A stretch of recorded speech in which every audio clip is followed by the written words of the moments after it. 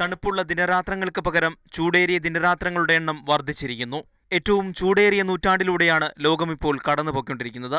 മനുഷ്യന്റെയും മറ്റ് ജീവജാലങ്ങളുടെയും ജീവനും കൃഷിക്കും പ്രകൃതി തന്നെ ദോഷമാകുന്ന തരത്തിലേക്ക് കാലാവസ്ഥയിൽ ഓരോ ദിനവും മാറ്റങ്ങളുണ്ടായിക്കൊണ്ടിരിക്കുന്നു.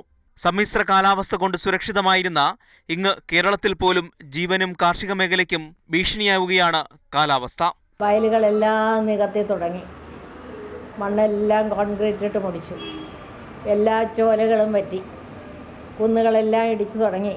കുന്നുകളൊക്കെ ഇനി ബാക്കി ഒരു പിടിയേ ഉള്ളൂ, അത് തന്നെ ക്യൂ നിൽക്കുകയാണ് ലോറിയിൽ കയറാൻ.